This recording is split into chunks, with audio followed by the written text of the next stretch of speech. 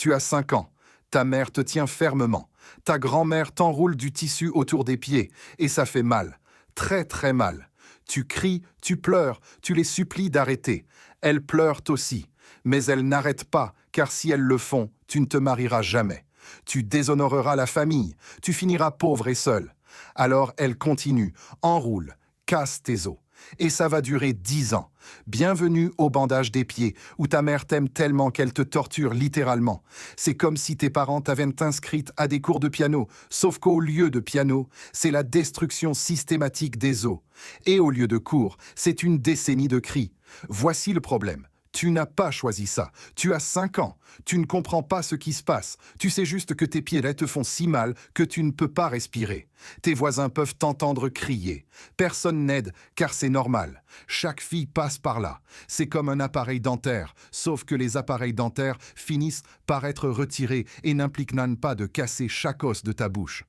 Ta mère essaie d'expliquer à travers ses propres larmes. De petits pieds signifie un bon mariage. Un bon mariage signifie une bonne vie. Je fais ça parce que je t'aime. Et c'est le pire. Elle le croit vraiment. C'est comme si quelqu'un mettait le feu à ta voiture et disait « Je l'ai fait parce que je me soucie de toi, très attentionné ».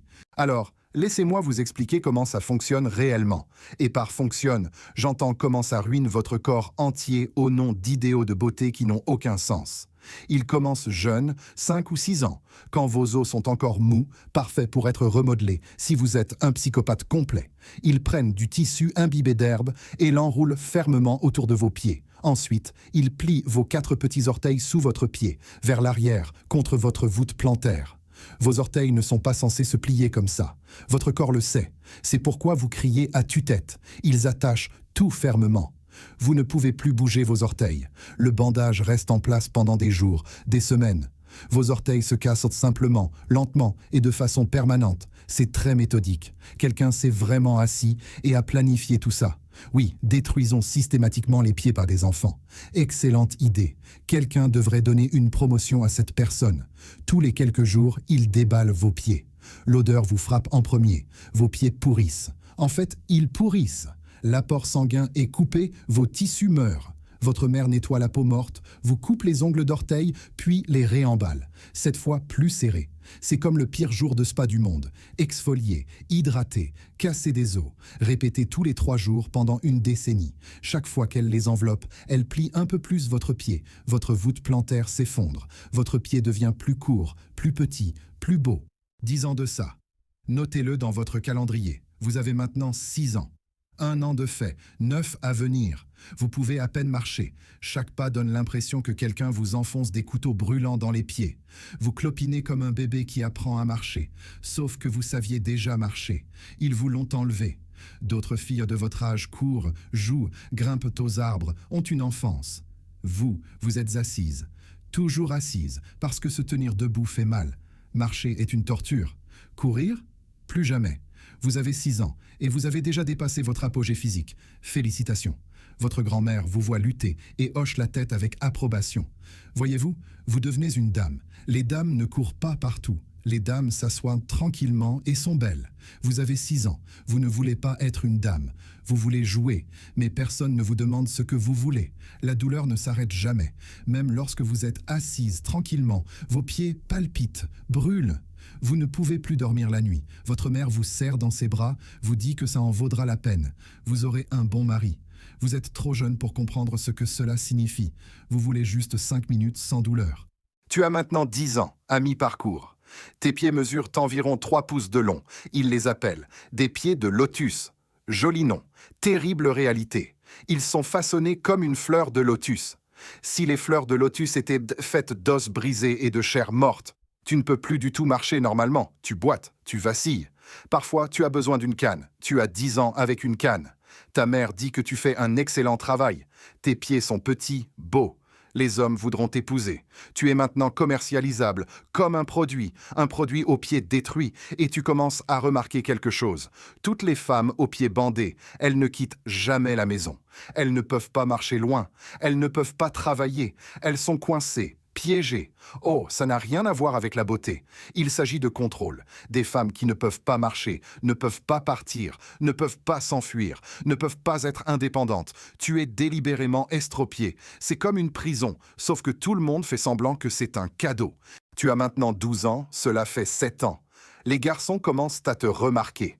Pas ton visage, pas ta personnalité, tes pieds. Des pieds si petits, si élégants. Tu as envie de crier. Tu as envie de leur montrer à quoi ressemble vraiment l'élégance. Les os tordus, les cicatrices, l'odeur. Mais tu souris. Tu as appris à sourire sur commande, comme un phoque dressé. Sauf que les phoques reçoivent du poisson.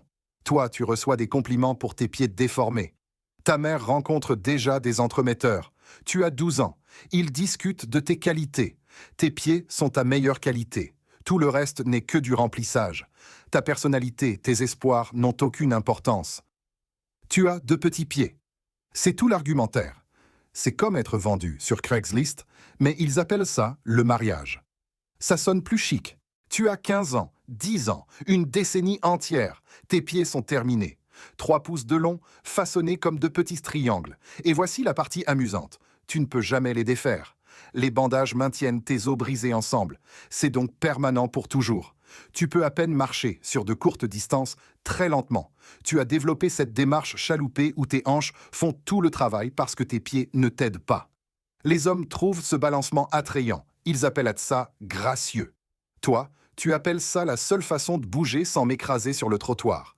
Le mois prochain, tu épouseras un homme que tu as rencontré 2 fois. Il a 30 ans, tu en as 15.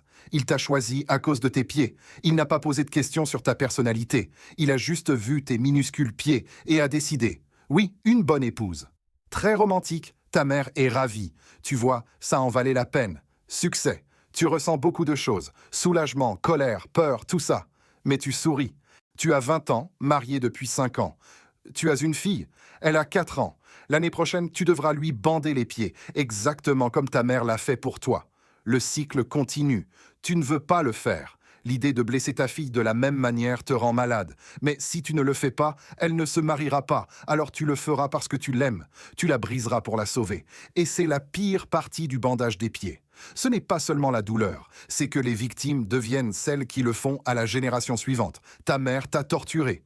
Maintenant, tu vas torturer ta fille. Chacun maintient le cycle. C'est comme un système pyramidal, sauf qu'au lieu d'argent, tu perds la capacité de marcher. Tu as maintenant 35 ans. 3 filles. Tu as bandé tous leurs pieds, pleurant chaque fois qu'elles criaient. Tu te souvenais de tes cris. Tu l'as fait quand même. Tes pieds te font mal toute la journée, tous les jours. La douleur ne t'a jamais quitté. La douleur chronique est maintenant simplement ta vie. Tu ne peux pas travailler, pas voyager. Tout ton monde est cette maison, cette cour. Ton mari va partout, à la liberté, à des pieds fonctionnels. Tu as des pieds minuscules et des douleurs constantes. Est-ce que ça en valait la peine? Ta mère dit oui. Tu t'es marié, tu as eu des enfants, tu as réussi, mais tu ne peux pas marcher. Tu as constamment mal. Tu as torturé tes propres filles. Mais bon, tu es marié, c'est déjà ça. Parfois, tu penses à ce qu'aurait pu être la vie si tu étais né ailleurs, si tu avais pu garder tes pieds, ta mobilité, ton enfance, mais ce ne fut pas le cas. Tu es né ici, dans une culture qui a décidé que les pieds des femmes devaient mesurer 3 pouces, et la souffrance est le prix de la beauté. Tu as maintenant 50 ans. Tes pieds se désagrègent. Infection constante. Tu es quasiment alité. La plupart des personnes de 50 ans pensent à la retraite. Toi, tu penses à savoir si tu peux te rendre aux toilettes. Tes filles sont maintenant adultes. Et elles bandent les pieds de leurs filles. Tes petites filles crient exactement comme toi. Les cris ne s'arrêtent jamais. Ça se transmet. Tu veux leur dire d'arrêter, de briser le cycle, mais tu ne le fais pas, parce que tu ne peux pas condamner tes petites filles à la pauvreté et à la honte. Alors tu restes silencieuse, et les cris continuent. Tu meurs à 55 ans. Ton corps a simplement abandonné.